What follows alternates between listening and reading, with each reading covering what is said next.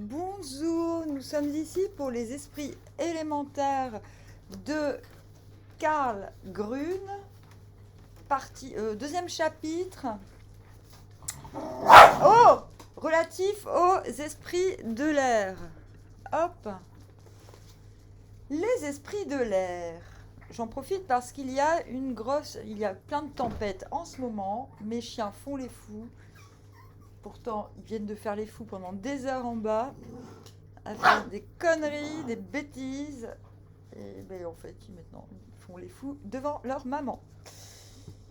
Donc, je disais, en ce moment, il y a pas mal de tempêtes. Donc, c'est le bon moment pour se connecter aux esprits de l'air. Nous sommes partis. Et Popo, arrête. Mais allez jouer ailleurs. Bon, s'ils font trop chier, je change de pièce et puis voilà. Donc, les Vagus Vedyadaras. Chez les hindous, parmi les divinités inférieures, où Vagus figure Indra, l'éther, le jour. Ok, bon, je n'avais pas compris. Comme Varuna, Indra possède une cour des plus brillantes dans le goût oriental. C'est là qu'on voit voltiger les Vedyadaras, êtres insaisissables qui traversent l'air sur un char léger. Ce sont les habitants invisibles du monde interlunaire, entre guillemets les extraterrestres. Certains.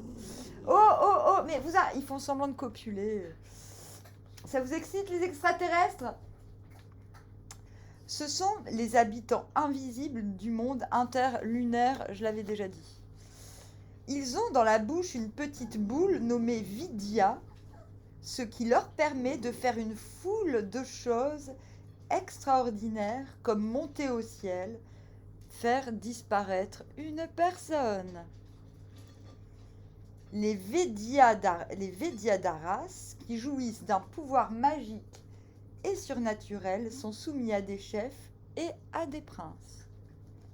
Ils tourbillonnent dans les profondeurs de l'azur, gambadent sur les rayons du soleil et sont aussi bien à l'aise dans les vastes champs de l'espace aérien que les poissons dans l'eau, ce qui ne les empêche pas d'entrer en relation avec les hommes et même d'épouser les enfants de ceux-ci.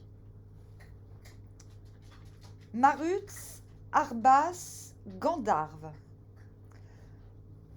Deux autres catégories d'esprits hindous rentrent dans la classe des élémentaires.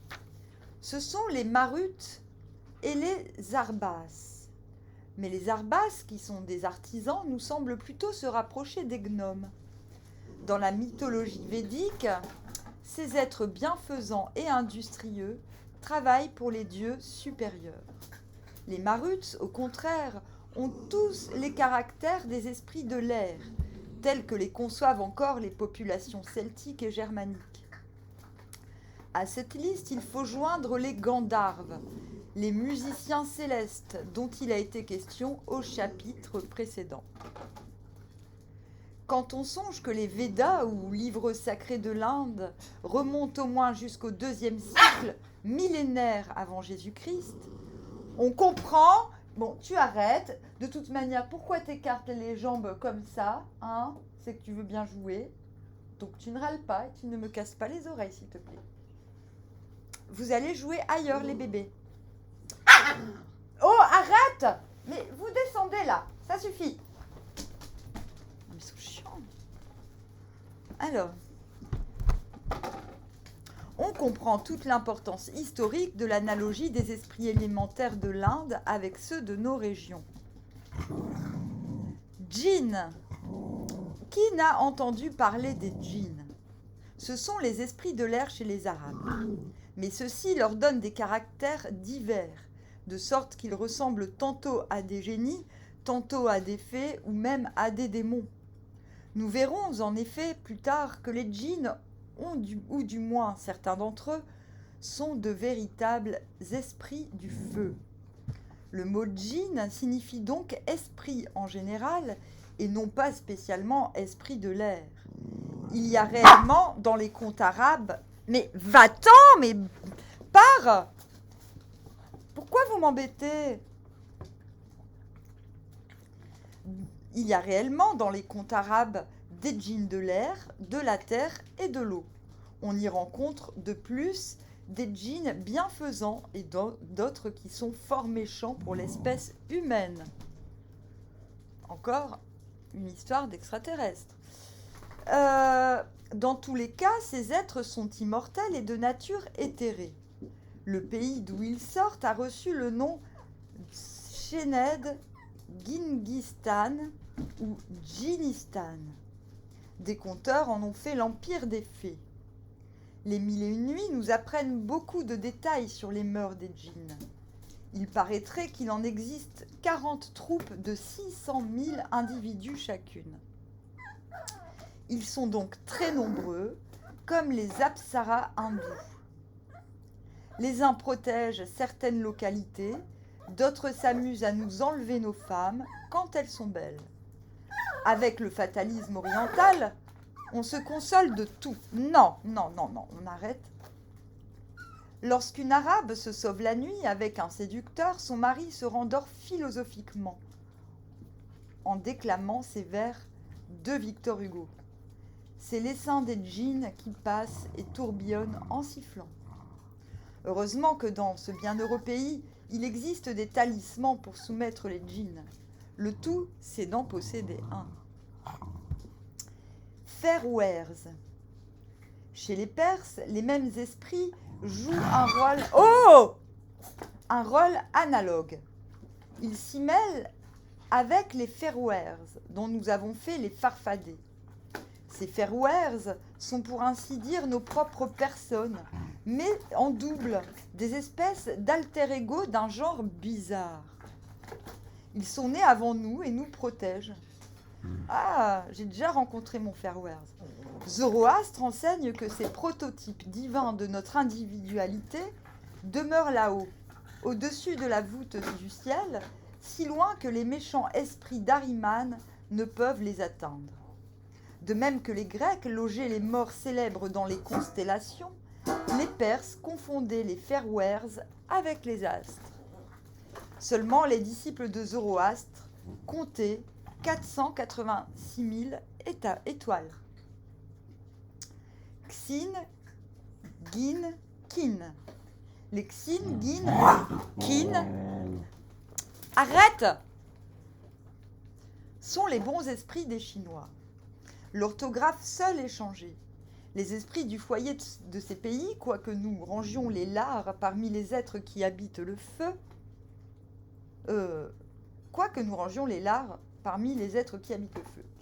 Donc, les esprits du foyer des Chinois ont en effet des particularités étranges. Chaque maison en possède un, et celui-ci tient note de toutes les actions des habitants, bonnes ou mauvaises.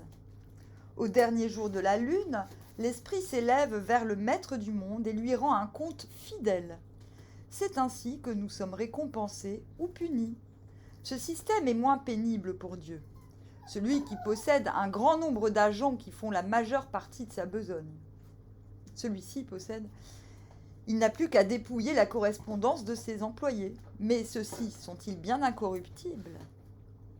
Genius. Genius est le dieu protecteur des Étrusques. Ah ouais, je savais pas. À l'origine, il n'en existait qu'un pour tous. Plus tard, chaque personne en avait un.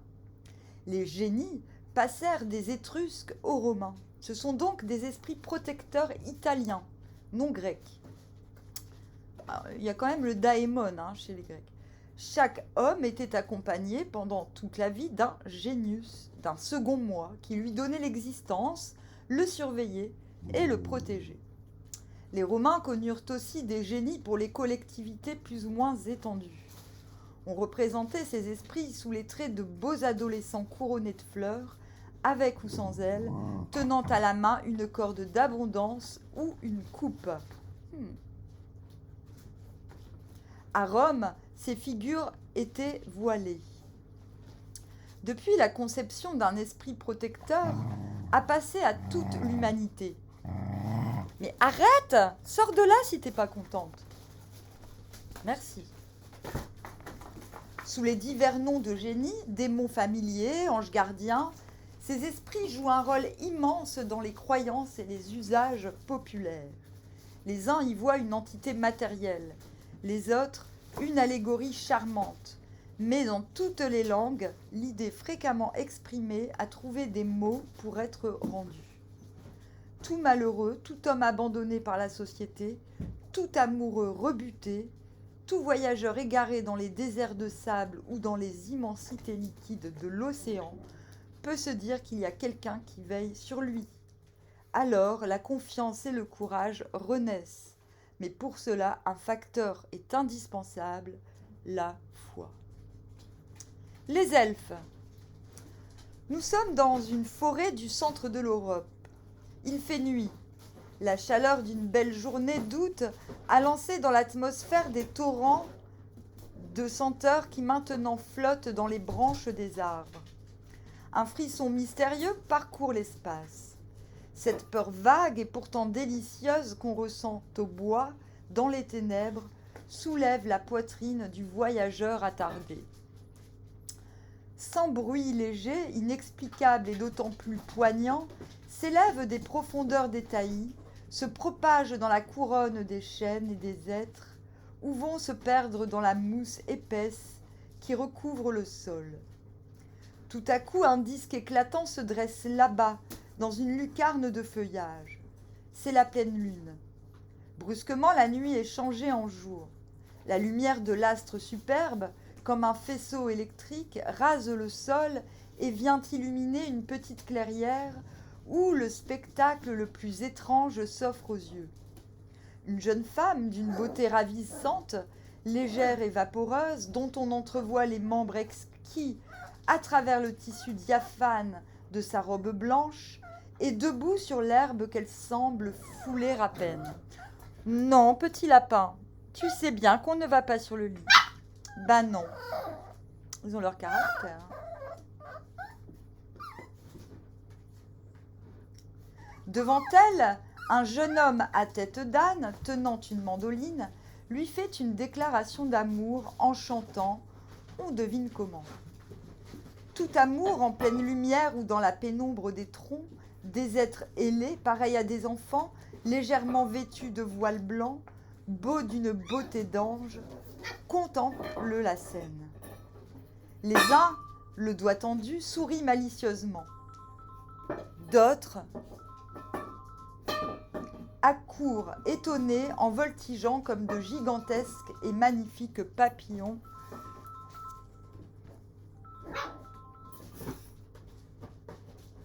Allô ?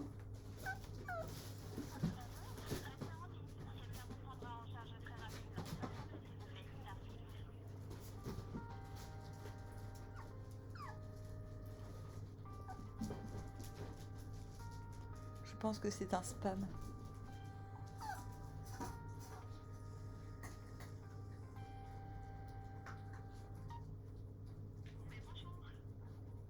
Oui ? Oui ? Ah oui, bonjour madame. Oui, moi c'est Gracia de la compagnie Centre de formation. Et on veut s'arranger en fait de vous appeler parce que là actuellement le marché financier se porte très bien. Donc j'aimerais bien vous proposer cela pour que vous puissiez générer quelques rentabilités à travers l'investissement en ligne. Ça vous dit quelque chose? Ah non, non, en fait, ça m'intéresse pas du tout. Voilà. D'accord, je comprends très bien. Pourquoi pas alors je vais donner le temps de vous expliquer comment ça fonctionne. Ah non, non, non, bah non, ça m'intéresse pas. Mais je raccroche, au revoir, vous n'êtes pas respectueuse. Au revoir. On dit à quelqu'un qu'on n'est pas intéressé. D'habitude, c'est marqué spam quand je reçois un spam, mais là, ça n'a pas marché. Donc j'étais aux elfes. Donc les uns, le doigt tendu, sourient malicieusement. D'autres accourent étonnés en voltigeant comme de gigantesques et magnifiques papillons. D'autres encore, armés d'un éventail, tâtelèrent d'un geste moqueur autour de l'amoureux transi qui ne voit rien, n'entend rien et continue sans sourciller sa ridicule aubade. Nous sommes en présence d'une des innombrables scènes du monde des elfes. La jeune femme est Titania, le chanteur est un mortel fourvoyé. Les elfes prennent leurs origines dans le paganisme scandinave et germain. Ce sont les esprits élémentaires de l'air, des divinités de rang inférieur restées vivaces dans les croyances populaires. En effet, quand j'habitais Londres, certaines personnes étaient convaincues que j'en étais un. Ils sont la matérialisation des forces naturelles très divisées. Ici, Heine connaît une erreur considérable. D'après lui, la croyance aux elfes serait d'origine celtique plutôt que scandinave. Ce qui explique, dit-il, qu'il y a plus de légendes d'elfes dans le nord occidental que dans le nord oriental. Le poète allemand semble n'avoir jamais lu les Eddas, ce qui parle des elfes à chaque instant. Mais Heine ajoute « Le peu qu'on sait des elfes en Allemagne n'est que le faible écho des légendes bretonnes. » Ah non! Non! Non! Non! Non! N'est que le faible écho des légendes bretonnes, ce que le peuple appelle en Allemagne elfes ou elbes, ce sont les produits mystérieux des sorcières qui se sont donnés au diable. Bah, peut-être qu'il a raison. Les véritables légendes d'elfes existent en Irlande et dans le nord de la France. En se répandant vers la Provence, elles se sont mêlées avec les légendes des fées, des fées de l'Orient, et ont produit entre autres les laits du comte Lamballe, auquel la belle fée accorde ses faveurs. Tout cela est radicalement faux. Heine bouleverse la mythologie germanique. La vérité est que l'Allemagne, la Suisse, le Danemark, la Suède et la Norvège sont très riches en légendes concernant les elfes, essentiellement indigènes. Quant aux singuliers hybrides dont il parle, ils ne font pas partie de la mythologie. Lui-même n'en dit pas un mot. Enfin, les fées n'ont rien de commun avec les elfes. Les elfes sont de deux catégories. Les uns sont beaux et brillants. Non! Vous savez, ils font miaou miaou. Non, Théodora. En même temps, je lui ai donné le nom d'une impératrice, alors tu m'étonnes. Les uns sont beaux et brillants, les autres petits et difformes. Ces derniers, identiques aux nains des montagnes, séjournent comme eux dans les pierres et les cavernes et ne sortent que la nuit. En Scandinavie, tous les esprits se nomment elfes, du mot alf. Il est probable que dans la légende primitive, la classification des elfes d'après les éléments n'était pas fort distincte et qu'elle ne se fit que plus tard. D'ailleurs, vous vous souvenez la série télé Alf d'un extraterrestre qui habite dans une famille. Donc les elfes ont un rapport avec les histoires d'ovnis. Enfin, les elfes, les esprits de l'air. Ça fait longtemps que je suis au courant. Mais bon, là, on va avoir quelques pistes. Alors, il y eut avant tout des elfes proprement dits, dont la caractéristique était le rêveur et l'éthéré, et des nix qui se distinguaient par le mystérieux. Quoi qu'il en soit, tout d'abord, il y eut des elfes blancs et des elfes noirs. Ces derniers correspondent aux kobolds de la Germanie. Un fait qui nous donne raison, c'est qu'on appelle au Danemark Nissen les kobolds des habitations. Mais revenons à la légende scandinave. Donc là, je vais lire une note. L'étymologie du mot est obscure. Nous avons rassemblé ci-dessous ce que nous avons pu trouver. En suédois, elf, en norvégien, elv, signifie fleuve. Il y aurait donc l'idée d'un fluide. Le mot elfe serait d'origine celtique. Il viendrait de alf qui signifierait cygne, esprit. Nous prions de constater ici cette assimilation avec les cygnes, donc les oiseaux qui vivent sur l'eau, dont il a été question plus haut. Qu'on remarque aussi que l'expression alf est scandinave. L'Edda de Snorre l'emploie constamment. Certains auteurs admettent que le mot sylphe n'est qu'une corruption du mot elfe. La forme elfen vient du bas allemand et a détrôné la forme elbeis, qui vient du haut allemand. Le mot Alpes, désignant les montagnes, doit être en rapport avec l'expression Alpes, désignant un esprit qui vit dans ces montagnes. Les uns le tirent du latin albus, blanc, les autres du celtique haut. Enfin, d'après d'autres, elfe viendrait du scandinave alfr, anglo-saxon alf, ancien allemand alp. Et les toutous, ça suffit.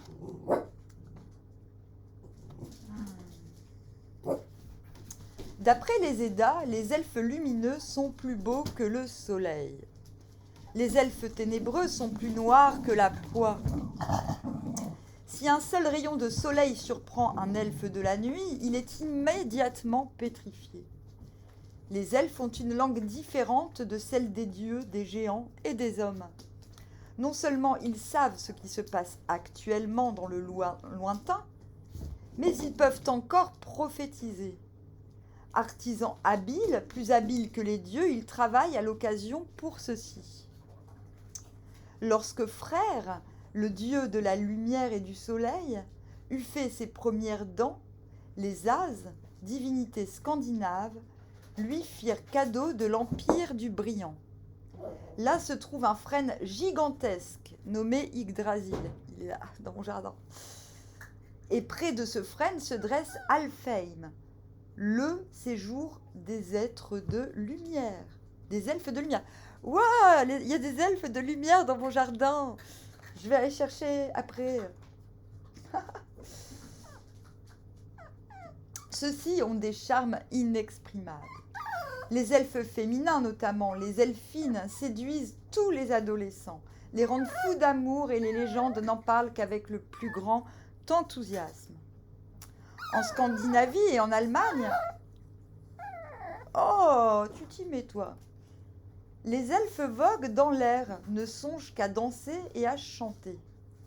Certains contes parlent même d'un chant particulier à ces esprits, l'entraînante mélodie nommée Alpeisch. Ces délicieuses visions primitives furent bientôt altérées par l'influence croissante du christianisme.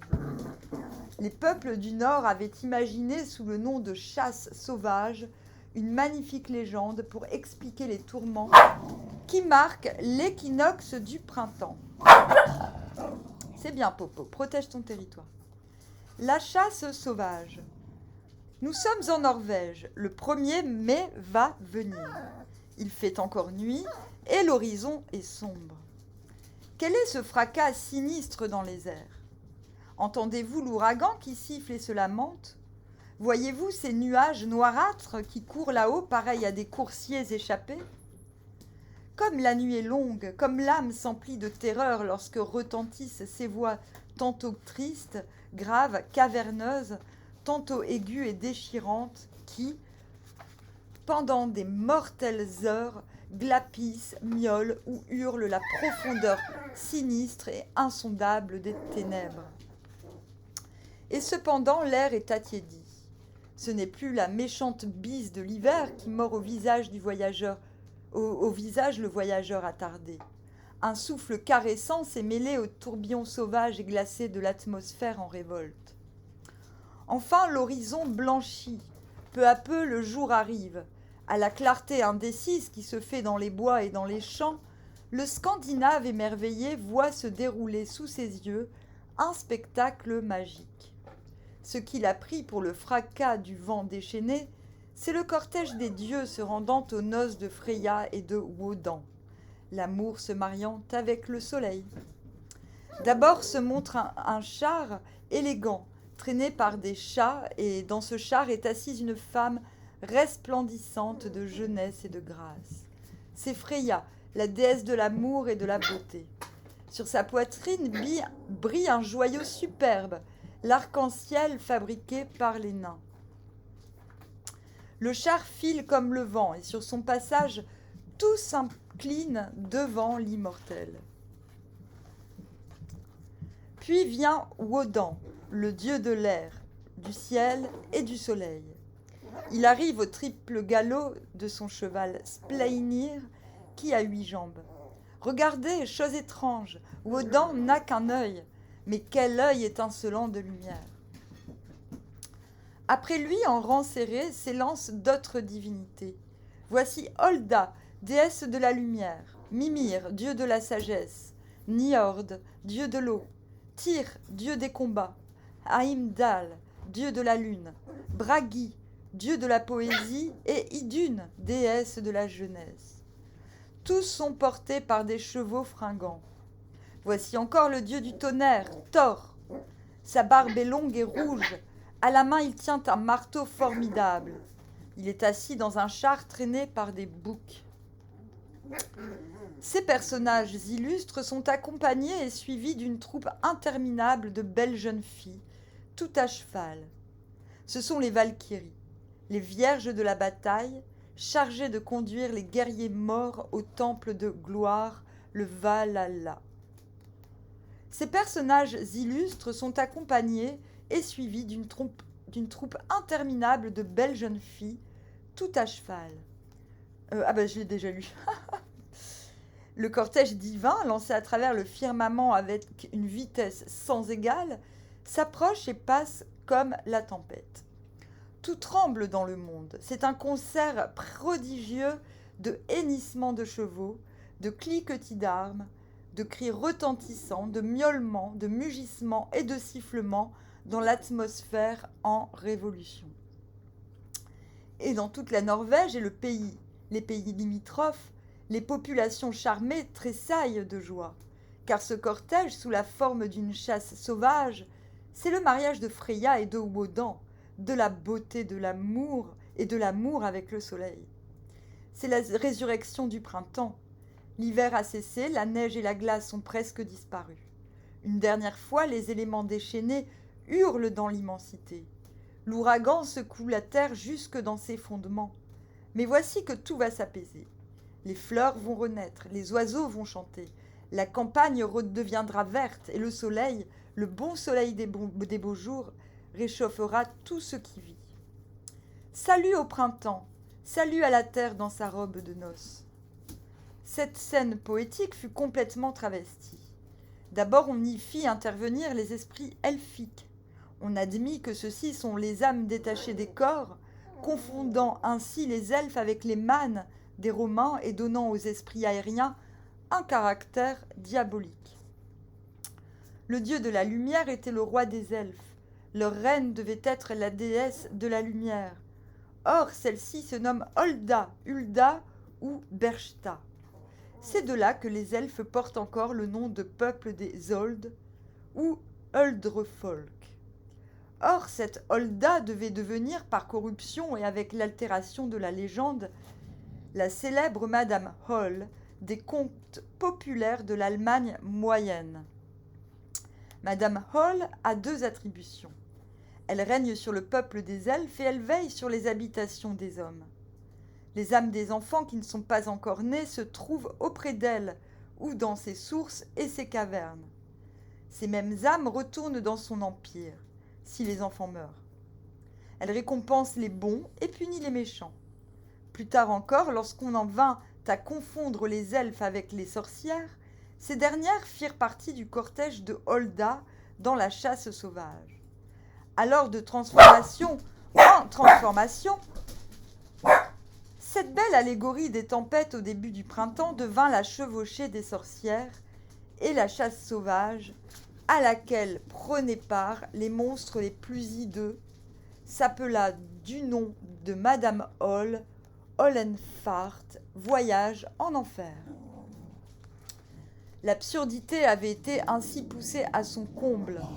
Nous ne quitterons pas ce sujet sans appeler l'attention sur les jolis contes allemands relatifs.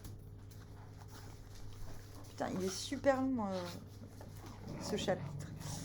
Non, le chapitre des elfes, c'est le plus long. Hein. Vous allez voir, tout va y passer. À Madame Holl, nous en donnons un dans le genre de ceux de Grume, en prévenant que dans une Grimm, je pense.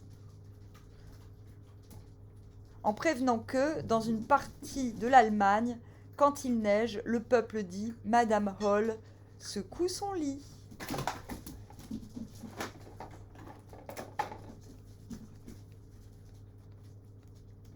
Il va falloir que je fasse des pauses. Parce que là on a un gros chapitre. Je vais me couper une part de galette des rois. Et je reviens. Hop.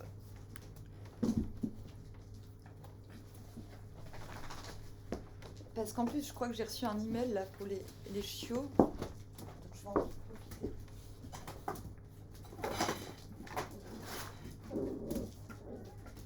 Non. Vous avez tout ce qu'il faut. Ah, il n'y a plus de Lolo?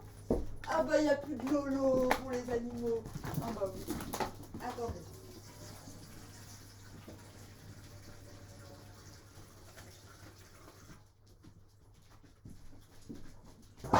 Doucement, bah oui, mais bon.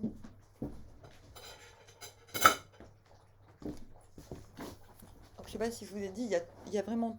Il y a même des vampires dans la catégorie des elfes. Là, en parlant d'elfes, j'ai une bonne gueule d'elfe, moi, aujourd'hui. Alors... Ah, ok. Bon, rien de spécial. Non, taisez-vous! Arrête, Perle! Perle! Arrête de faire ton gros bébé! Perle, j'ai dit non! Non! Vous allez arrêter d'aboyer dès qu'on entend un petit bruit. Hein. Elles sont chiantes, hein, ces filles. Oh oui, elles sont chiantes, les filles. Alors, un petit bruit et c'est babam boum, on casse les oreilles de la maman. Mais dis donc.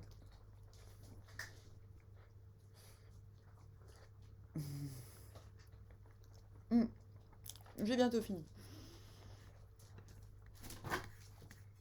Bah, vous commencez à être habitués, hein, ceux qui regardent mes vidéos.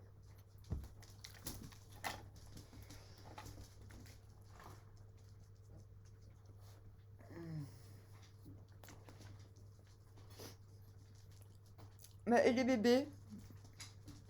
Les bébés, vous mangez les croquettes des grands, là, si j'ai bien compris. Bah, je vais vous donner les croquettes des petits.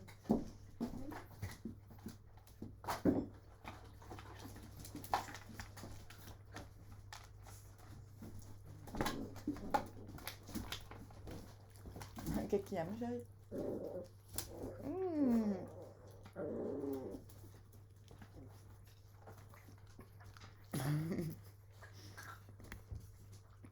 J'ai l'impression qu'il y a un gentil popo qui a eu le droit à son morceau de galette de roi. C'est bien. Bah oui. T'es bien gentil. Allez, on reprend la lecture. Ça va, j'ai pas été trop longue. La bonne Olda. Lily, la petite fille de Marthe, la marchande de lait, était une enfant très sage et de plus très jolie. Elle était blanche comme le lait de sa mère et ses joues, quand elle courait dans la prairie, se coloraient d'un beau rouge, pareil à celui des grosses pommes du verger. Tout le monde aimait Lily parce qu'elle était obéissante et bonne. Cependant, en un point, elle laissait à désirer. Sa mère lui avait dit 20 fois de ne pas aller regarder dans le grand puits de la cour. Elle n'écoutait pas, on eût dit qu'une force irrésistible la poussait de ce côté. Elle venait alors se pencher au-dessus de la margelle et souriait à sa figure qu'elle voyait se refléter au fond de l'eau immobile. Un jour qu'elle faisait encore le même ménage, elle perdit l'équilibre et tomba dans le puits, la tête en avant. Il est bon que je vous dise que cette histoire se passe en Allemagne. Sinon, vous ne croiriez pas que Lily se releva dans une prairie pleine de fleurs. Qu'est-ce qu'il insinue? Du puits de sa maison, elle ne voyait plus rien. Le paysage qui l'environnait lui semblait plus beau que tout ce qu'elle n'avait jamais vu. La petite fille se mit à marcher et arriva devant un palais construit avec de l'or, des pierres précieuses et des rayons de soleil. Comme elle regardait émerveillée, la porte s'ouvrit. Une femme vieille, mais encore très belle, parut sur le seuil et dit « Bonjour Lily, tu peux entrer. » La petite fille ne se fit pas prier. Dans le palais, tout était ravissant.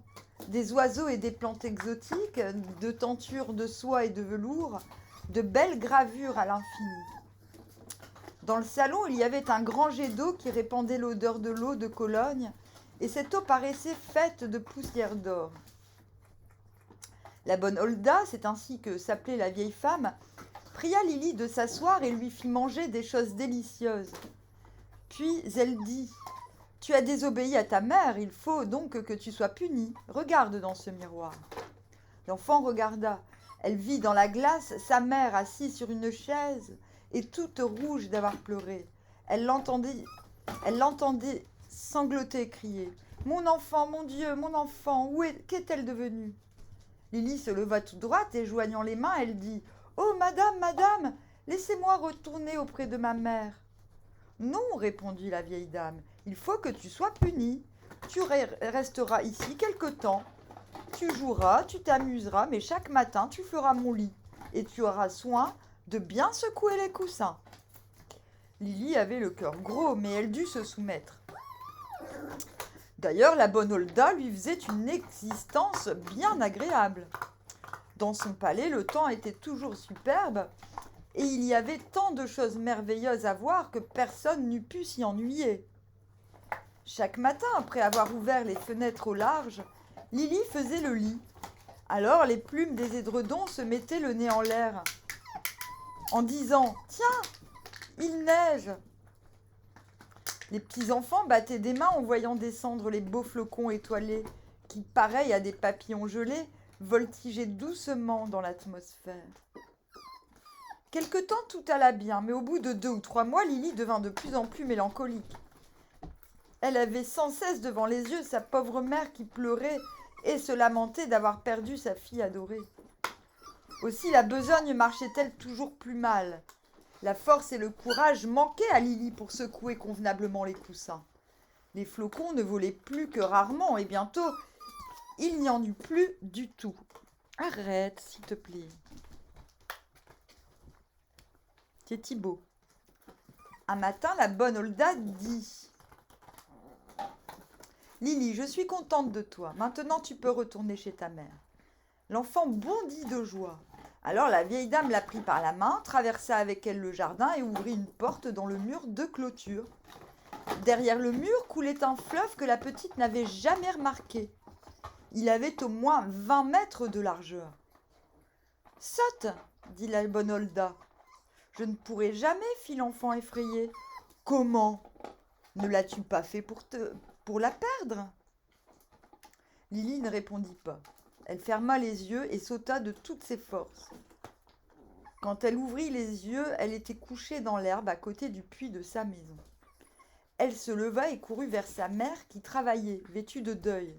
« Oh, maman, je ne te désobéirai plus jamais !» s'écria-t-elle. Ce qu'elles s'embrassèrent. Revenons-en aux elfes. C'est les préminiscences de Alice au Pays des Merveilles, ça. Revenons-en aux elfes. Dans la légende générale des peuples du Nord, ces esprits ont les caractères suivants, mais avec des variations que nous indiquerons plus loin. Larousse, dans son grand dictionnaire, donne beaucoup de détails et nous y avons largement puisé. Les elfes, esprits capricieux et dont il faut toujours se méfier, sont de très petites dimensions mais d'une puissance redoutable. Leur taille ne dépasse pas la longueur du pouce d'une jeune fille et cependant, ils peuvent soulever des blocs de granit, enchaîner l'homme le plus robuste, faire trembler et vaciller une maison. Les bons elfes ont des yeux qui scintillent comme les étoiles, le teint plus brillant que le soleil et des cheveux d'un jaune d'or. Les mauvais elfes, extrêmement dangereux, sont tout à fait noirs, coiffés des corolles de digital ou d'un bonnet muni d'une sonnette, chaussés des souliers de verre. Les elfes gambadent dans les champs et les bois. Deux particularités sont spécialement intéressantes. L'attouchement d'un elfe produit une fièvre violente, sans que la malade connaisse la cause de la maladie.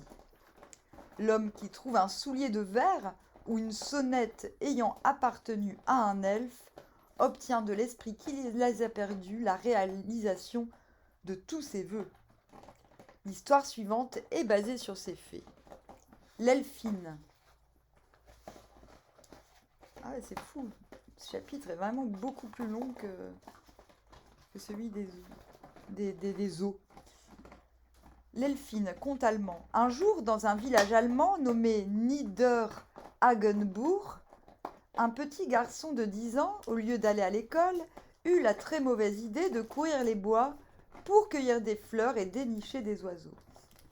La journée était superbe. Tout chantait dans la nature, les oiseaux, le ciel et les ruisseaux.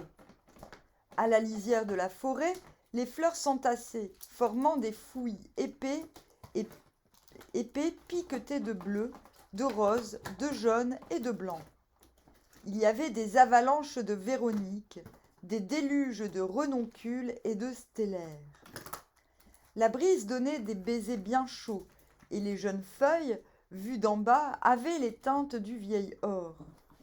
Dans les prairies, les marguerites étaient plus nombreuses que les étoiles du ciel, et dans l'eau qui les traversait, une infinité de bestioles s'ébattaient, heureuses de vivre.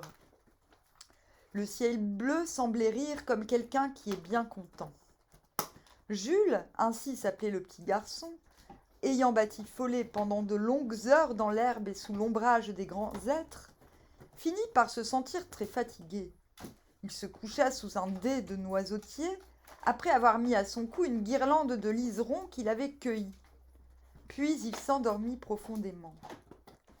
Au-dessus de lui, dans une charmille, le rossignol chantait « Tchou-oh, tchou-oh, tchou-oh, tchou-oh, peux-tu toca ?»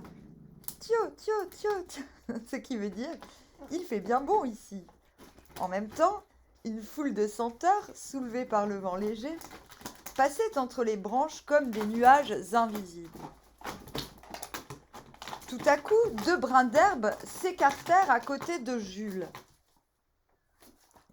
Et un petit être surgit, haut de 3 centimètres, charmant de visage, exquis de grâce et de légèreté. Il portait une tunique en gaze bleue, des clochettes. Ses cheveux longs et flottants avaient la couleur de l'or. Ses yeux brillaient comme des escarboucles. Et de son dos, on voyait s'élever 2 ailes diaphanes, comme des ailes de libellule. C'était un elfe. Il se mit à varier de couleurs. Quand ils se virent en nombre, ils se donnèrent la main et la danse commença.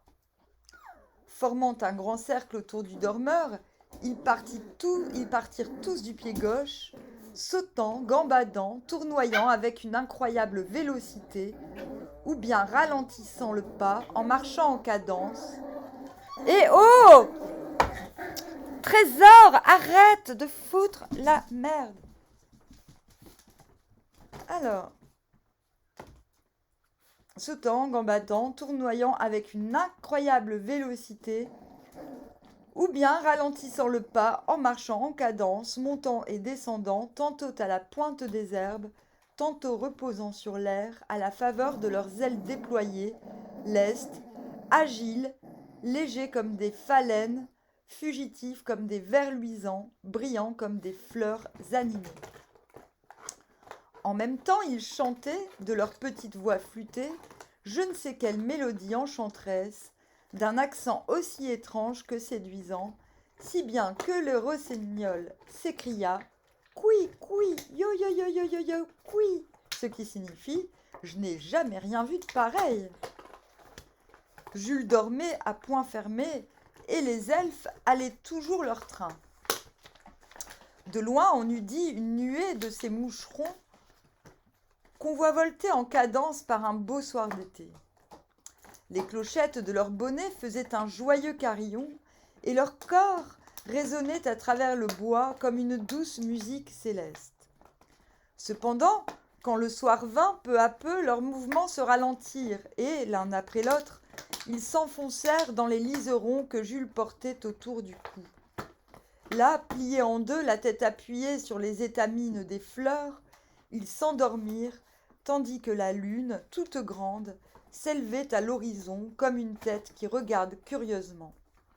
Le rossignol, voyant cela, chanta « Dlo, dlo, dla, dla, dlo, dlo, dlo » ce qui se traduit évidemment par dormez bien. Puis le silence se fit dans la grande forêt. Je ne sais combien de temps les choses pouvaient avoir duré de la sorte, lorsque Jules se réveilla brusquement, avec le sentiment que des événements extraordinaires devaient se passer autour de lui. D'un bond, il fut sur pied. Le rossignol s'écria « Couillot, très et s'enfuit. Je m'imagine qu'il avait voulu dire « Je suis épouvanté ». Jules se frotta les yeux et regarda de tous côtés.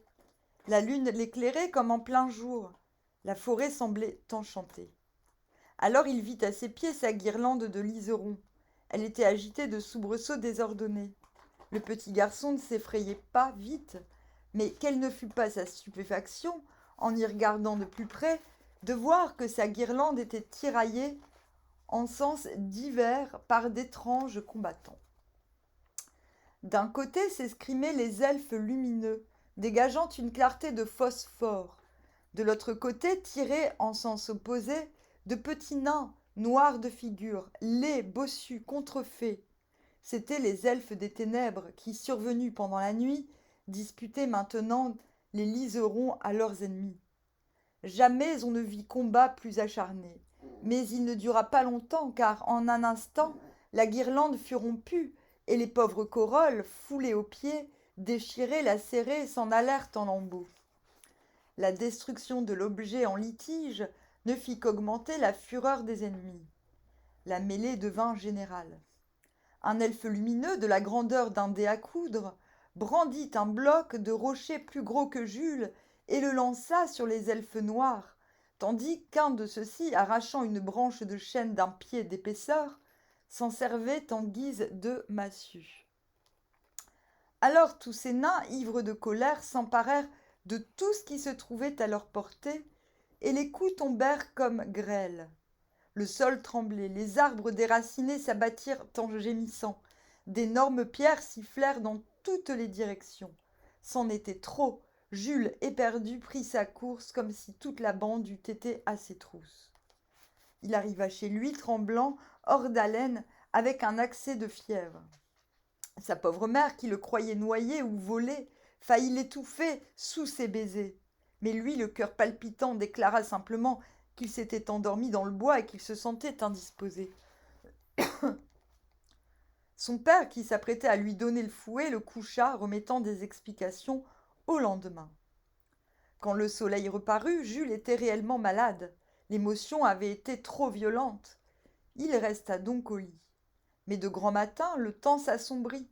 Un vent terrible passa sur la contrée. L'enfant grelottait dans son lit. Parfois il se dressait sur son séant. Il lui semblait qu'une force prodigieuse secouait la maison et qu'il entendait dans la cheminée une voix aiguë qui criait « Mon soulier !» « Quel temps ?» dit le père en rentrant vers midi. « Comment va ce mauvais garnement ?»« Jules a toujours de la fièvre, » murmure la mère. À ce moment, le jeune garçon poussa un cri. Derrière la vitre, il avait cru entrevoir un elfe. Il lui avait semblé entendre de nouveau ces mots singuliers. « Mon soulier !» Qu'est-ce que cela voulait dire ? Et toute la journée, ainsi que la nuit suivante, le vent ne cessa de faire rage. Les volets claquaient, les carreaux tremblaient. Une cheminée de la maison s'écroula. Ça y est, les bébés dorment. Remplissant la cour de briques pulvérisées. Et toujours, de temps en temps, au milieu des plaintes et des sifflements, des hurlements de la tempête, Jules croyait entendre le même cri. « Mon soulier, mon soulier !» Le deuxième jour, le temps n'avait pas changé, mais Jules, un peu remis, se releva. Quand il se fut habillé, ayant mis par hasard la main dans la poche de sa veste, il y sentit un corps étranger. C'était un minuscule soulier de verre. « Ah ah !» pensa Jules, « je comprends. Pendant que je dormais, ces gaillards ont commencé à se battre sur mon corps, et l'un d'eux a laissé choir sa chaussure dans ma poche. » À ce moment, la porte s'ouvrit. Une délicieuse elfine, sous les traits d'une fillette de 14 ans, d'une beauté indescriptible, avec une robe rose, de longs cheveux d'or, des ailes d'azur et des yeux doux comme les rayons des étoiles, entra en volant sans bruit. Jules vit de suite qu'elle n'avait qu'un soulier de verre. « Ils me font mon soulier, dit-elle, tandis que l'enfant joignait les mains d'admiration. « La voilà, mademoiselle, répondit Jules avec empressement. Non, reprit Delphine, je ne puis le reprendre que si tu me demandes quelque chose en échange. Exige ce que tu veux, tu l'auras. Eh bien, embrassez-moi, dit hardiment le petit garçon. Malheureux, s'écria Delphine, et ses beaux yeux se remplirent de larmes. Au bout d'un instant, elle ajouta tristement. Tu l'as voulu, je dois obéir. En saisissant le soulier de verre, elle déposa un baiser sur le front de Jules, puis disparut. L'enfant s'élança vers la fenêtre, mais il ne vit qu'un grand cheval blanc qui s'éloignait en dévorant l'espace. Diable, dit le père en entrant dans la chambre, voilà le temps bien subitement remis. Comme c'est drôle. En effet, le soleil souriait maintenant dans un ciel sans nuages. Depuis ce jour, Jules ne fit plus jamais l'école buissonnière. Il devint un élève très sage et très appliqué. Seulement, sa gaieté avait disparu. Il était maintenant rêveur et mélancolique. Le petit garçon devint un grand poète. Il souffrit beaucoup, et tandis que le public lisait ses vers avec admiration, il pleurait silencieusement dans sa chambre, en faisant d'autres. Le baiser de l'Elfine transformait les enfants en poètes. Dans d'autres contes, la légende s'est déjà modifiée. Les elfes, paraît-il, soignent les malades par dévouement, mais le plus souvent ils attendent la mort des hommes avec impatience, car les cadavres leur appartiennent. D'autres fois, les elfes aiment à se réunir dans les cimetières. Ce sont des anges déchus dont les fautes n'ont pas été assez graves pour mériter l'enfer. Jusqu'au jour du dernier jugement, ils restent dans la certitude de leur sort. Souvent, l'élément diabolique prend le dessus dans leurs actions. Leur beauté, le luxe de leur habitation ne sont alors qu'illusions et tromperies infernales. Ils volent les enfants des hommes quand ils sont beaux et leur substituent de petits monstres, des elfes malades, vicieux, incorrigibles, qui font le malheur de leurs parents adoptifs. Il faut avouer que cette croyance est bien faite pour verser un baume sur la vanité blessée des mamans. Dans la mythologie allemande et française plus récente, les elfes n'ont pas ce caractère sinistre, du moins en ce qui concerne les elfes de lumière, dont le prince se nomme Oberon et habite l'Inde. Pendant la nuit, tous deux, le prince et la princesse, viennent danser au clair de la lune dans les beaux sites de la Scandinavie. Au point du jour, ils s'enfuient ou vont se cacher dans les bourgeons des arbres. Oberon est cité pour la première fois dans un vieux livre de chevalerie française, du cycle des légendes carolingiennes. Huon de Bordeaux, chanson de geste, de la fin du XIIe siècle. Mais cet Oberon est le fils de César et d'une fée. Il n'a aucun rapport avec le poème de Wieland que nous allons résumer. Cet aimable travail du poète allemand nous révèle d'une façon saisissante combien les elfes en particulier et les esprits élémentaires en général dépendent des hommes. Ici, Oberon et sa femme Titania ne peuvent être heureux tant que ceux qu'ils protègent ne se conduisent pas bien. Dans ce poème, Oberon s'est brouillé avec Titania. Celle-ci ne veut pas se réconcilier avec son époux que s'il découvre un couple d'amants constant et fidèles jusqu'à la mort. Autant lui dire de prendre la lune avec les dents. Mais dans un conte, l'invraisemblance peut aller jusqu'à trouver un pareil couple ou à mordre dans l'astre des nuits. Or, le chevalier Huon de Bordeaux a tué en duel un parent de l'empereur Charlemagne. Ce dernier, dans une colère terrible, ne veut pardonner que si le chevalier Huon se rend auprès du sultan de Bagdad, lui coupe la barbe, lui arrache 4 dents, tranche la tête du grand vizir devant toute la cour assemblée et obtient en mariage Redzia, la fille du sultan. Bigre! Huon, comme un brave chevalier qu'il est, se met en route. Il rencontre Oberon. Il faut savoir que Huon de Bordeaux a vraiment existé. Celui-ci flaire en lui la moitié du couple cherché et lui fait cadeau d'un corps magique qui fait danser tous ceux qui en entendent le son. Après une série d'aventures fabuleuses, Huon accomplit son programme. Oberon place Huon et Redzia dans son char magique et les emporte jusqu'au bord de la mer.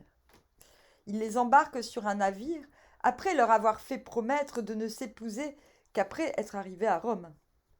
Les deux fiancés oublient leur promesse. Alors, une tempête terrible éclate. Huon est jeté dans la mer. Redzia s'y précipite après lui et tous deux abordent dans une île déserte où Redzia devient mère d'un magnifique garçon.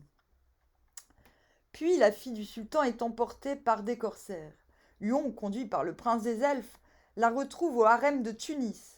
Mais le sultan de ces parages est amoureux de sa belle esclave, tandis que la sultane est encore plus amoureux du noble étranger. Huon travestit en jardinier au bûcher. Huon travestit en jardinier au bûcher. Mais, amoureux fous alliés, leur constance les sauve. Tout le monde vole à leur secours. Oberon, Titania, le sultan, la sultane, tous plus amoureux les uns que les autres. Le prince et la princesse des elfes se réconcilient. Beaucoup d'autres auteurs ont mis Oberon en scène, tels sont Goethe dans son Faust, Weber et Plancher dans leur opéra dont le sujet est tiré de Wieland. Chaucer dans son Merchant's Tale, Shakespeare dans son Midsummer Night's Dream. Ah d'accord. Je comprends d'où vient la chanson Midnight Summer Dream des Stranglers. Dans ce même Songe d'une nuit d'été. Shakespeare a immortalisé un autre esprit, Puck. C'est une divinité de rang inférieur, déjà connue des anciens Frisons, des Angles et des Jules, et que les Angles introduisent en Angleterre. Nous reparlerons de ce Puck qu'on appelle encore Robin Goodfellow. La reine des elfes, disions-nous, s'appelle Titania. Il en est question dans un grand nombre de poésies, de contes et de romans. Sa réputation a été fondée, parmi les hommes bien entendus, par l'anglais Edmund Spenser. Lorsqu'un mortel aperçoit Titania, et surtout lorsque la reine des airs le salue amicalement, c'est le signe inévitable de sa mort prochaine. Pourtant, Titania est l'idéal de la grâce et de la beauté. Voudrait-on dire par là que la faible nature humaine ne peut résister à tant de bonheur? Je l'ignore, mais mourir en regardant Titania, ce doit être bien doux. Le peuple allemand est extrêmement riche en légendes concernant les elfes. Il en est de même des Danois. Andersen a bien rendu le caractère de ces esprits dans plusieurs de ses contes, notamment dans ceux qui sont intitulés Helfheim Hugel, la colline des elfes, et Rosenelf, l'elfe de la rose.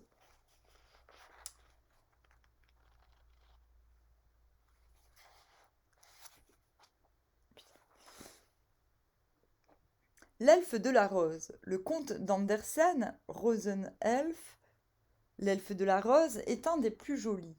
Il est trop long pour le traduire. Nous nous contenterons de le résumer.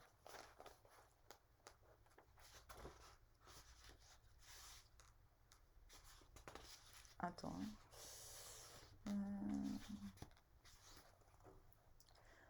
Entre les pétales d'une rose demeurait un petit elfe, si petit qu'on ne le voyait guère.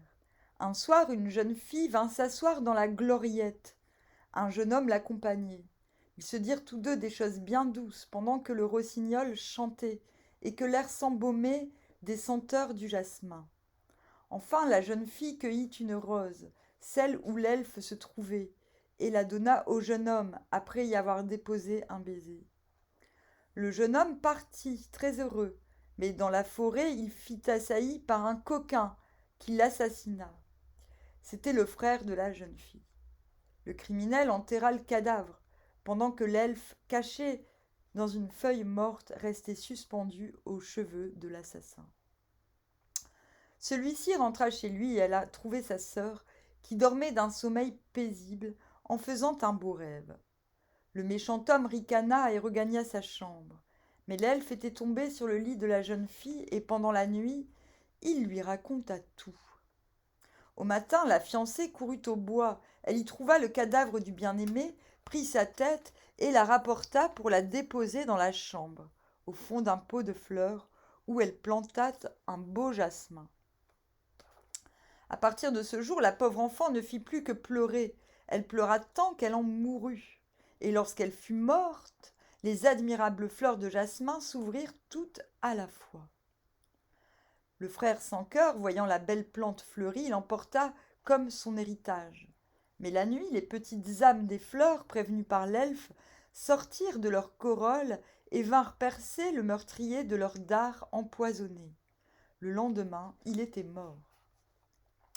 L'elfe raconta l'histoire dans tout le jardin, et les abeilles vinrent avec leur reine voltiger autour du pot de fleurs qu'elles ne voulurent plus quitter. Les gens, rendus attentifs par ce manège, déterrèrent alors le jasmin et trouvèrent la tête du mort. C'est ainsi que le crime fut dévoilé. Chez tous les peuples, les elfes possèdent ce caractère commun que, lorsqu'ils sont courroucés, ils attaquent l'homme à la main armée et lui donnent de mauvais coups. C'est ainsi qu'est née la légende bien connue d'Olaf ou Oluf, que les elfes tuèrent. L'histoire mérite que nous nous y arrêtions un moment. Herder l'avait fait paraître dans ses chants populaires. Elle se retrouve dans les poèmes héroïques vieux danois de Grimm et constitue la base de la fameuse ballade de Goethe, Le roi d'Essonne. Le voici. Ah bah oui, mais non, le problème c'est qu'il faut que je remange. Il faut que je remange un petit peu de galette des rois parce que... Donc on a quoi après le roi d'Essonne?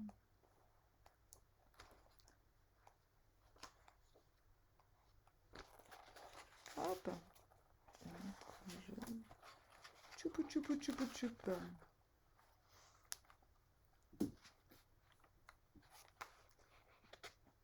Ah oui, c'est parce qu'après on a les esprits des forêts, c'est pour ça que c'est si long. Et on a les vampires.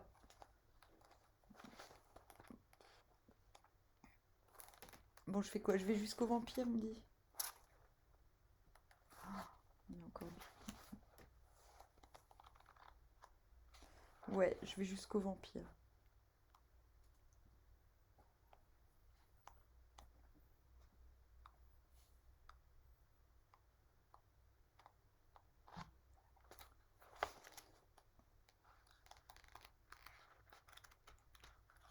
Je sais pas si je vais réussir à tout faire.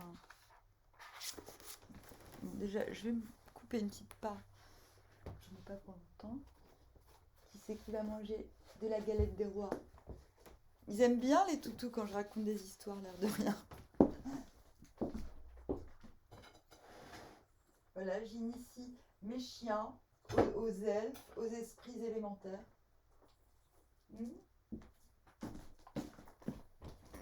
Ah, les toutous, il faut bien retenir les leçons de maman. Hein. Ouais. Popo, il est studieux, mais il est...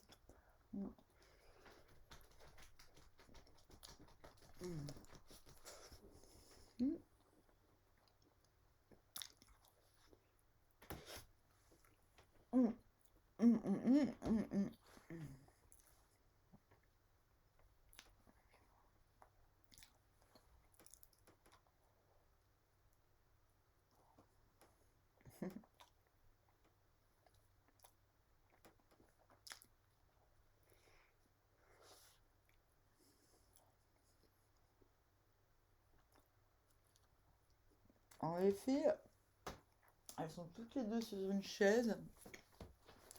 Elles font un petit peu leur petite malheureuse. Je sais pas pourquoi.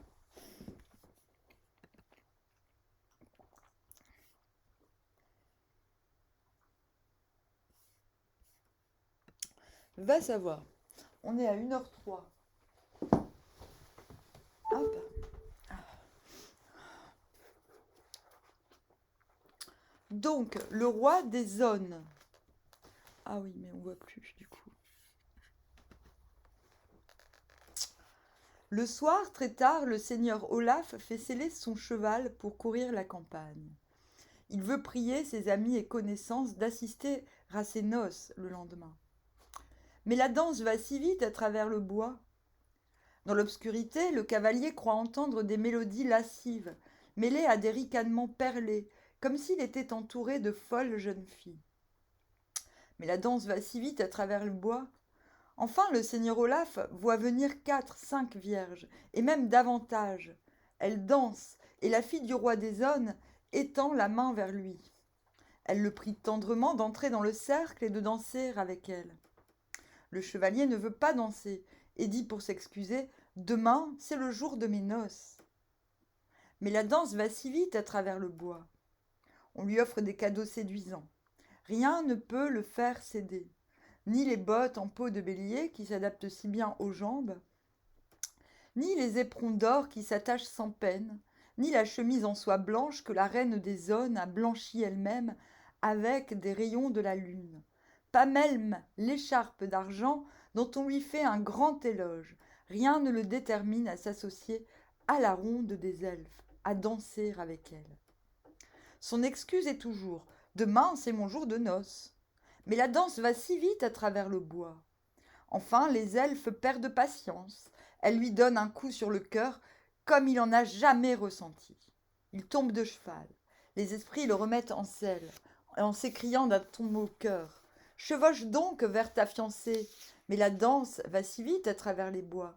Hélas, lorsqu'il fut revenu dans son château, ses joues étaient bien pâles et son corps bien malade. Et lorsqu'au matin, la fiancée se présenta, escortée par l'orchestre et le joyeux cortège de la noce, le seigneur Olaf était un homme singulièrement silencieux, car il gisait sans vie sous le linceul rouge. Ah, la danse va si vite à travers le bois. On sait aujourd'hui que le titre Roi des Aunes, en allemand Erlkönig, qui est un super groupe de rock progressif d'ailleurs, Erlkönig, je me demandais d'où ça venait. Ok, par Goethe avait pris pour ses vers et fautifs.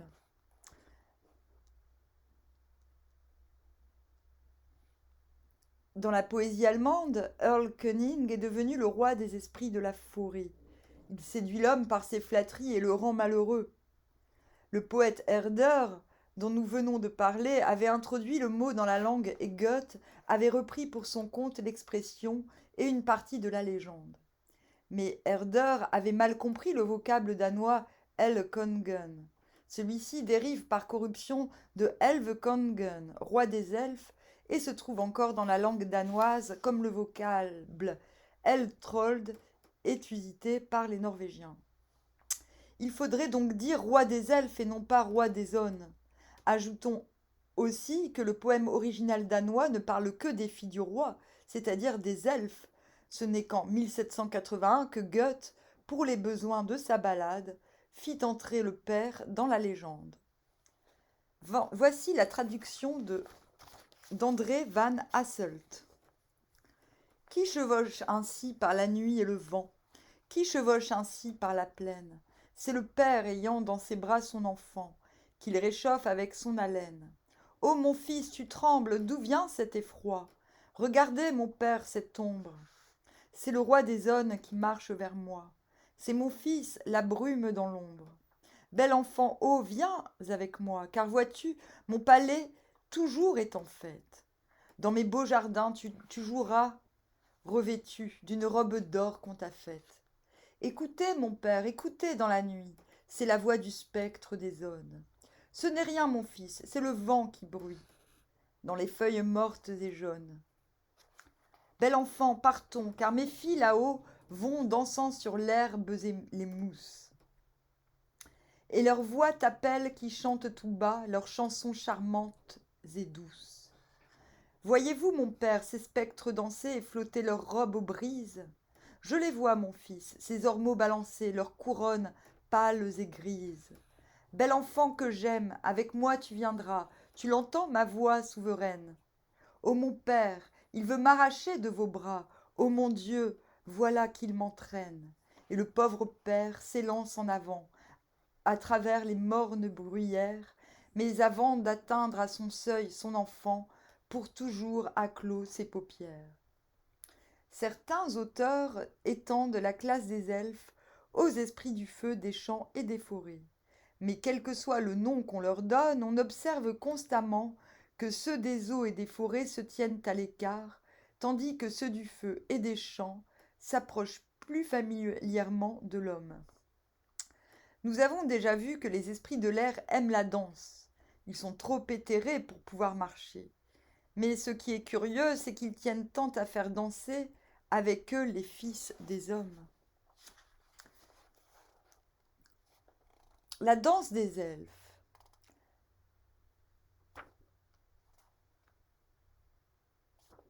Un jeune homme s'était endormi sur la montagne, à Elvershoe. Il rêva qu'il était debout, appuyé sur son épée, et que les elfines dansaient en cercle autour de lui. Ses esprits cherchaient à le faire participer à leur danse. Ils le caressaient, ils lui faisaient des promesses.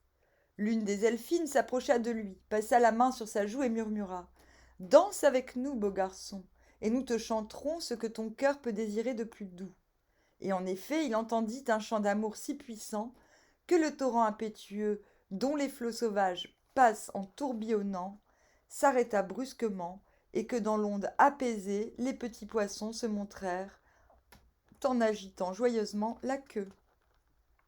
Une autre elfine murmura « Danse avec nous, beau garçon, et nous t'apprendrons les paroles runiques avec lesquelles tu pourras vaincre l'ours et le sanglier sauvage, ainsi que le dragon qui garde l'or. Son or t'appartiendra. » Mais le jeune homme résista victorieusement à toutes ces tentatives de séduction. Enfin, les vierges en colère le menacèrent de lui plonger dans le cœur la froide mort. Déjà elles tiraient leurs couteaux effilés. Par bonheur, le coq chanta et le dormeur se réveilla sain et sauf. Les elfes sont bien légers, les elfines le sont encore davantage, j'aime à le croire. Mais, quelque légers qu'ils soient, les uns et les autres, leurs petits pieds laissent des traces sur le gazon où les rondes nocturnes ont été exécutées. Ces traces bien connues des campagnards sont des dépressions circulaires auxquelles le peuple donne le nom cercle ou d'anneau d'elfes. D'après la légende, en creusant le sol, on doit trouver des sources en ces endroits. On parle des crop circles, on est bien d'accord. Okay. D'après la légende, en creusant le sol, on doit trouver des sources en ces endroits. Nul doute que les cercles des elfes ne soient en rapport avec les cercles magiques des sorciers qui ont eu une importance majeure depuis la plus haute antiquité. Donc ça, je l'ignorais, mais on parlait déjà des cercles de culture, des crop circles, comme venant des elfes. Donc quand je dis que les elfes sont les extraterrestres, on en parlait déjà il y a bien longtemps, il y a plusieurs siècles. Hélas, encore une illusion détruite. Jadis, le paysan appuyé sur sa bêche contemplait d'un œil rêveur un cercle d'elfes nettement tracé dans la prairie et songeait, non sans émotion, à ce qui s'était passé là. Il voyait en esprit de gracieuses figurines se tenant par la main et tournoyant comme des phalènes aux rayons argentés de la lune. Puis il retournait à sa besogne, l'âme pleine d'une terreur vague. Aujourd'hui, la charrue à vapeur bouleverse brutalement les salles de danse des esprits aériens et les professeurs de botanique racontent en ricanant ce qui suit. Les cercles des elfes font jusqu'à 16 mètres de diamètre. Ils sont marqués par une bordure d'un gazon plus haut et plus fourni que celui de l'intérieur de la courbe. Ce phénomène est tout simplement produit par le mycélium d'un champignon. Ah, que n'ai-je la plume de Nodier pour me moquer de ces savants ennuyeux et pédants. Ce qui prouve bien que ces cercles sont produits par des esprits de l'air, c'est que l'herbe est plus belle qu'auparavant, dans le cas où ce sont de bons elfes qui ont passé par là, tandis que les mauvais elfes enlèvent à la fois l'herbe et le terrain. Les légendes n'attribuent pas seulement ces cercles fantastiques aux elfes, aux fées et aux sorcières. En Allemagne, on cite encore le Hojmannel. Ces nains vêtus de vert ont la barbe et les cheveux faits de mousse grise. Ils dansent la nuit en faisant la roue dans l'herbe couverte de rosée. Il est probable qu'il faut identifier avec ces nains ceux dont il est parlé dans un autre conte, sous le nom de Holnannerchen. Ces personnages demeurent aussi dans les bois. Aux enfants vertueux, ils accordent la richesse et la beauté, tandis que les méchants reçoivent des dons de nature opposée. Il n'est pas jusqu'au Tyrol qui naît dans son histoire des traces laissées par les esprits. Ici, c'est Albert, l'esprit de l'Alme, la montagne, qui traduit par certains signes son passage dans les prés. Partout où il a posé les pieds, l'herbe est plus grasse.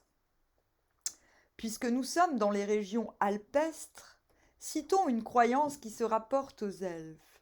Ici, sur les sommets gigantesques, où l'air raréfié rend l'homme plus léger, où le silence majestueux permet à la voix de porter plus loin, où la neige et la glace teintes en bleu prennent les formes les plus bizarres et produisent incessamment des illusions féeriques, séjournent et gouvernent en maîtresses les vierges bienheureuses ou vierges sauvages. Elles apparaissent resplendissantes de beauté à l'entrée des cavernes rocheuses. D'une voix claire et retentissante, elles chantent des tideurs qui résonnent bien loin dans la montagne. Le berger, là-haut sur les pentes herbeuses, entend ce chant qui lui parvient comme un écho suave. Il sait que cela signifie « Prends garde à toi ». J'ai encore des morceaux de galette des rois dans la chebou. Andersen raconte une toute autre légende, la Vierge de la glace. La jeune fille superbe entre toutes cherche à séduire les voyageurs égarés dans ces régions élevées, les chasseurs de chamois qui passent, sans souci du danger. Elle veut les entraîner dans son empire lumineux mais terriblement froid, dans son palais magique fait d'eau et de glace. Cette Vierge admirable est à moitié aquatique, à moitié aérienne. Elle saute de roche en roche comme un chamois. Elle s'assied sur un rameau de sapin et descend les torrents comme une flèche. Ses longs cheveux sont blancs comme la neige. Sa robe est d'un bleu verdâtre. C'est elle qui fait tomber les alpinistes. Puis elle s'élance au fond du ravin, s'agenouille auprès du cadavre sanglant et lui met sur la bouche son baiser, un froid baiser de mort. Mais la Vierge de la glace n'est pas seule. Les Alpes sont encore habitées par de bons esprits, les filles des rayons du soleil. Quand elles chantent en chœur, on croirait entendre le son lointain des cloches d'église. Le soir, elles se groupent en cercle au sommet des montagnes. Elles étendent leurs ailes roses. Alors le faîte des glaciers s'illumine de teintes inexprimables et les hommes disent que les Alpes sont en feu. La nuit, ces aimables elfines dorment au sein de la neige, attendant l'aurore. Bonnes, secourables, compatissantes, elles partagent leur affection entre les fleurs, les papillons et les hommes. Je les ai vues à Lucerne, ces nobles filles de l'air. Elles folâtraient au soleil couchant sur les sommets des Alpes bernoises, et jamais je n'oublierai l'éclat enchanteur de leurs jolies ailes chatoyantes. Dame blanche. Cette poétique légende nous en rappelle une autre, celle des dames blanches. Connues surtout en Allemagne et en Écosse, elles se montrent de temps en temps aux hommes, mais de préférence aux gens naïfs de la campagne. Ah ouais, genre les gens des villes, ils sont pas naïfs, hein. Ho, ho, ho. Ce sont des jeunes filles vêtues de blanc d'une nature supérieure à l'homme et que chacun respecte. À ce propos, nous voulons reproduire un passage de Larousse qui constitue une réplique écrasante à Henri Heine lorsqu'il signale la grossièreté des contes allemands. Les légendes relatives aux dames blanches, dit le publiciste français, sont innombrables en Allemagne. Toutes se distinguent par la grâce du récit et le charme de l'aventure. La mythologie allemande donne elle-même la clé de ces apparitions et il n'est pas nécessaire de les faire descendre des faits celtiques. Cette manière de voir repose sur l'exactitude la plus indiscutable. En effet, les dames blanches ont avant tout trois façons de se présenter. Tantôt on les aperçoit se baignant, tantôt elles sont assises au rouet, tantôt elles tiennent en main des bouquets de muguet. Or, Holda est la reine des forêts, la Diane allemande qui se baigne et se coiffe aux rayons brûlants du soleil du midi. Berchta, la blanche file et tisse. Ostera, la printanière, est adorée spécialement par le peuple qui lui apporte des muguets fleuris. Les dames blanches ont évidemment souffert de l'influence diabolisante du christianisme. Elles sont condamnées à vivre dans une montagne jusqu'à l'heure de la délivrance. Toutes leurs actions, j'ai déjà fait des rêves comme ça. Toutes leurs actions, lorsqu'elles se montrent aux hommes, n'ont qu'un seul but, invariablement le même, faire en sorte que le charme soit rompu, afin qu'elles puissent rentrer dans le néant et jouir enfin du repos. Un pêcheur de Phœbène était allé tendre ses filets dans la rivière. Il regardait en silence le mouvement des petites vagues lorsque soudain la dame blanche apparut. « Ta femme vient d'accoucher, lui dit-elle, et je veillerai sur cet enfant. Seulement tu voudras bien me permettre de l'embrasser. » Le pêcheur, épouvanté, fait d'abord baptiser l'enfant, mais ce n'était pas cela que voulait la dame blanche. Pour être délivrée, elle devait embrasser un enfant non encore reçu par l'Église, de sorte que la pauvre femme resta dame blanche comme auparavant. Tous les ans, à Pâques, la dame blanche se montre à Ostérode.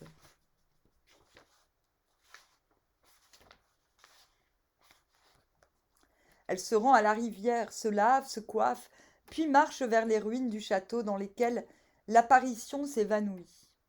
Un jour, elle rencontra sur sa route un pauvre tisserand.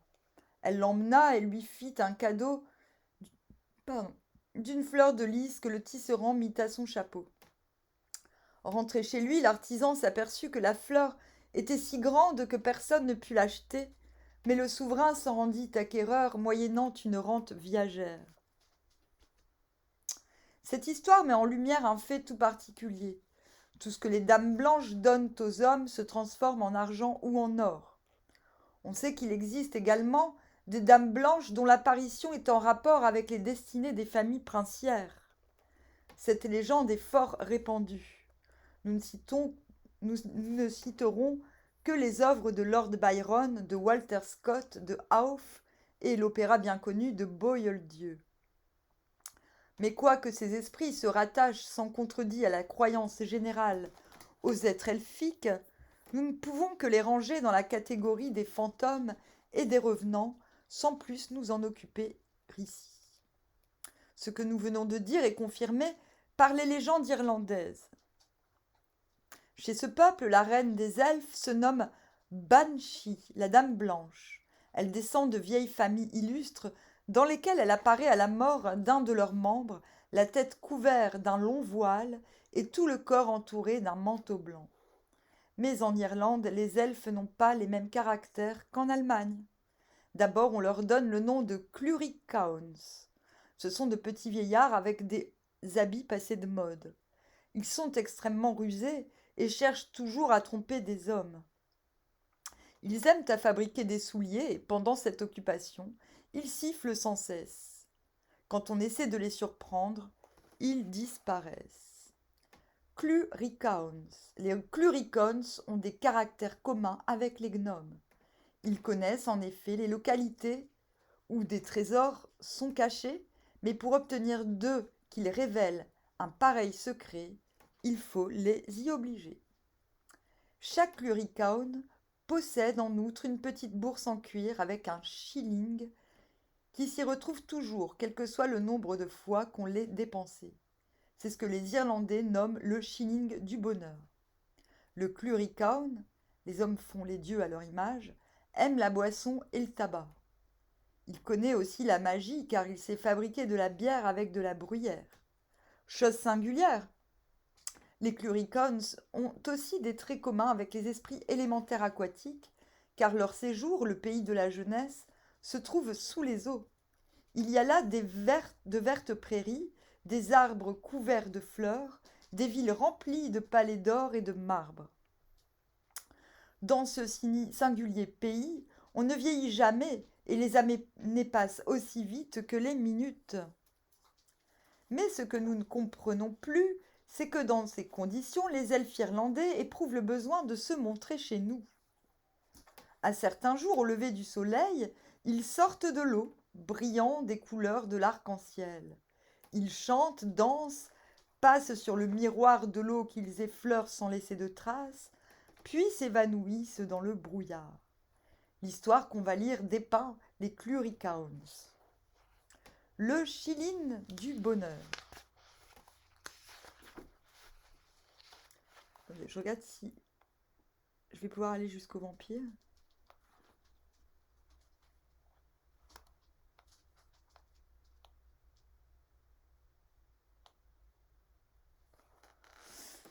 Daniel revenait tristement de la ville. C'est en vain qu'il avait frappé à toutes les portes demandant la charité. Il n'avait recueilli que quelques pence et cependant, le lendemain matin, l'huissier devait se présenter réclamer 6 mois de loyer pour la ferme que Daniel occupait avec sa famille. Et Daniel ne possédait rien. Les récoltes de cette année ayant été très maigres, elles avaient à peine suffi à l'entretien des bestiaux, de la fermière et des enfants. Le pauvre homme était donc très affligé. En sa qualité d'Irlandais, il avait bu en route les rares pièces de 10 centimes qu'on lui avait données. Le genièvre ne vaut rien, surtout pour un estomac creux. Il ne faut donc pas s'étonner si Daniel sentit sa tête tourner lorsqu'il arriva dans la grande bruyère qui le séparait encore de son domicile. Comme il s'avançait en titubant à travers les genêts et les myrtillers, il aperçut dans le crépuscule du soir un tronc d'arbre récemment coupé, et auprès de la souche encore enracinée, une forme étrange qui sautillait d'une façon désespérée. C'était un petit vieillard haut de 2 pieds, vêtu d'habits comme Daniel en avait vu jadis à son grand-père. Ce singulier bonhomme portait une barbe presque aussi longue que son corps. En toute autre circonstance, Daniel eût pris la fuite, mais le genièvre le rendit audacieux. Ce vieillard minuscule était un Cluricaum.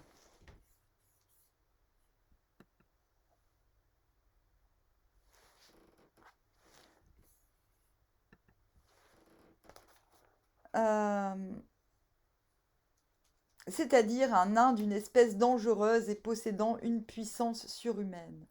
« Holà, mon bon !» s'écria le paysan irlandais. « Qu'as-tu donc à danser comme cela? Sais-tu qu'il est temps d'aller se coucher? Et parbleu, je le sais aussi bien que toi, mais ne vois-tu pas que je suis pris ?»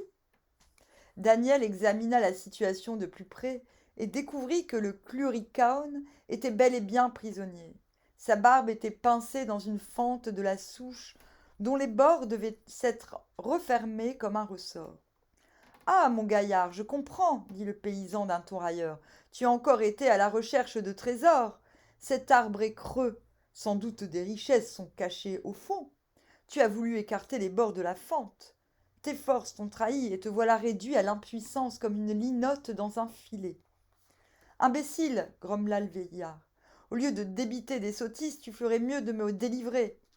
Mais les Irlandais sont rusés. Aussi Daniel prit-il un air malicieux en disant « Doucement, mon vieux, on n'est pas tous les jours maître d'un Cluricaun. Et d'abord, que me donnes-tu si je te rends la liberté? Je n'ai rien, répondit l'autre. Ah bah, tu as au moins 2 choses, la recette pour faire de la bière avec de la bruyère et ton sac de cuir que je vois là. Je sais qu'il contient le shilling du bonheur.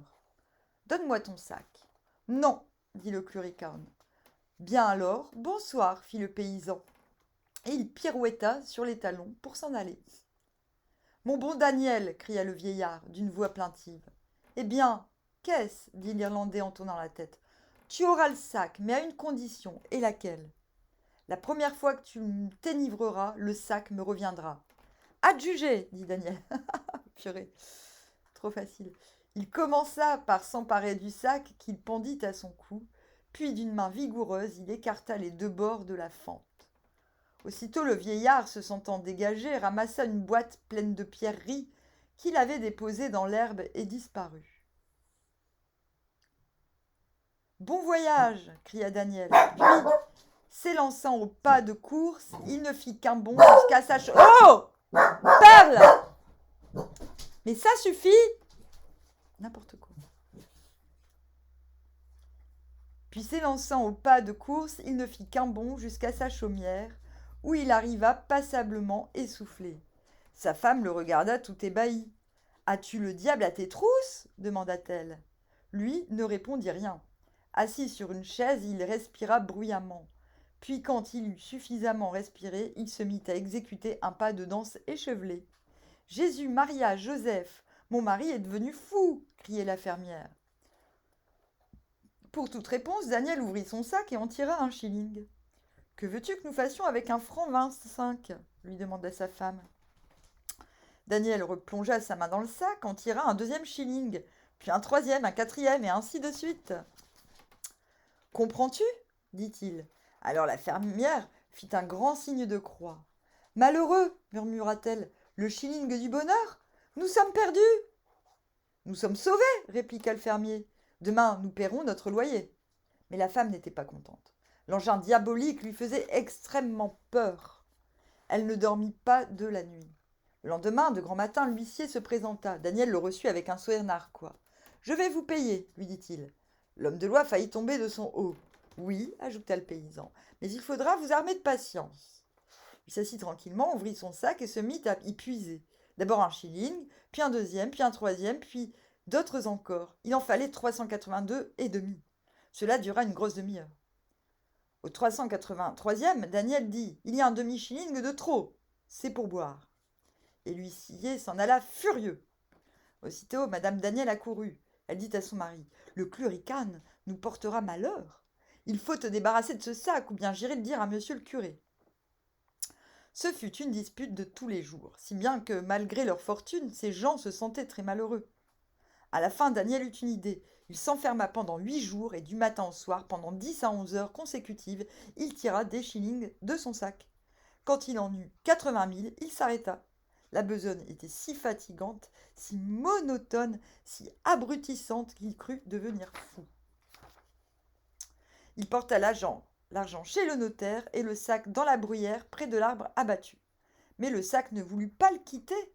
Chaque fois qu'il le déposait dans le creux de la souche, le sac revenait de lui-même se suspendre à son cou. « Ah, sapristi !» se dit Daniel, « j'oubliais, je dois me griser. » Daniel était un brave homme, il redoutait la boisson. Et maintenant qu'il possédait une fortune, il craignait de la dissiper par l'ivrognerie. Hélas ! Le soir avant de se coucher, le matin en sortant du lit, à midi en mangeant, la nuit se réveillant en sursaut, sa femme recommençait sans cesse. « As-tu remis le sac ?» N'en pouvant plus, Daniel commença par faire le serment, sur la tête de ses enfants, de ne plus jamais s'enivrer. Puis il prit une bouteille de whisky et se rendit dans la bruyère. Lorsqu'il ressentit les premiers effets de la terrible liqueur, le cluricaone apparut. Or, ces nains mystérieux aiment beaucoup la boisson. Il demanda donc à Daniel de partager.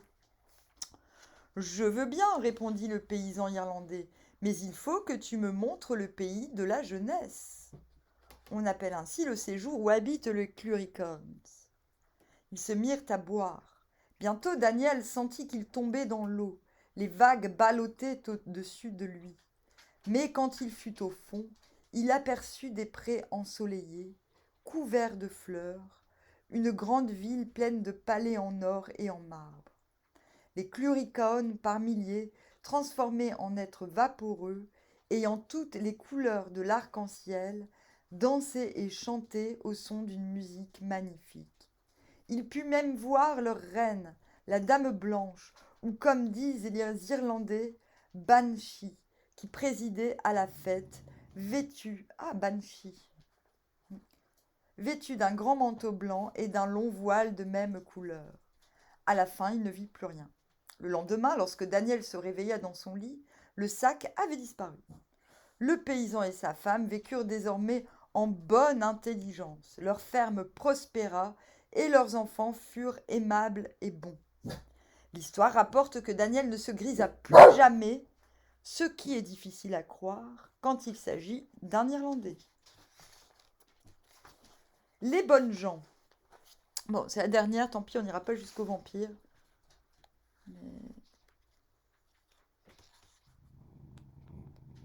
Ah, pourtant...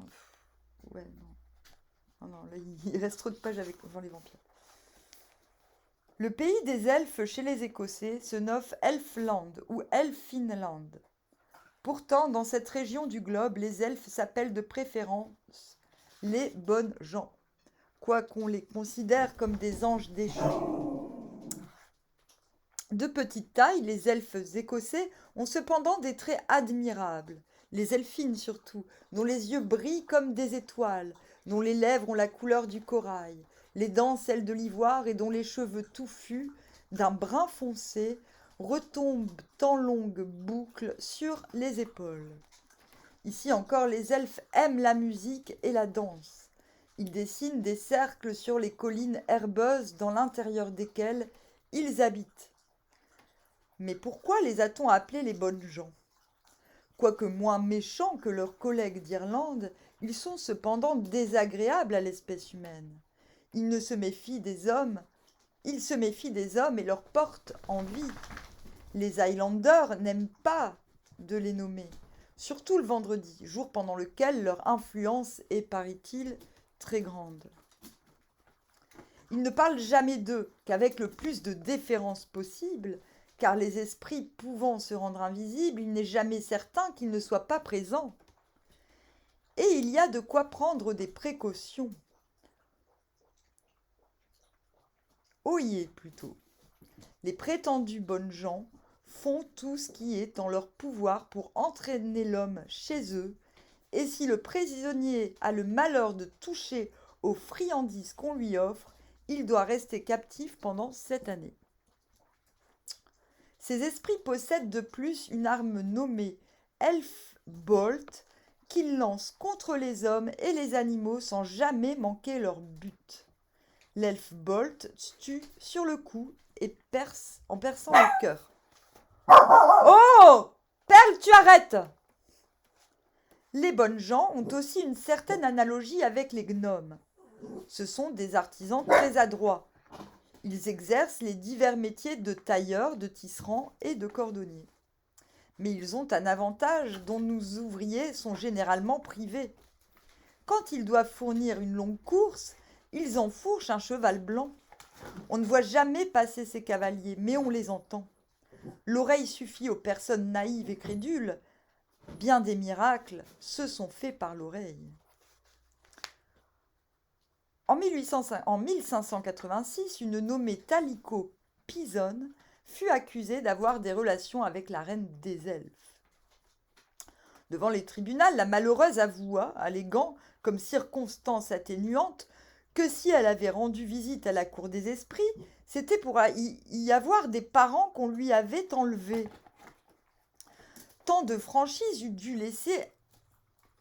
lui assurer l'indulgence des juges, puisqu'elle se convainquait elle-même d'un crime resté sans témoin.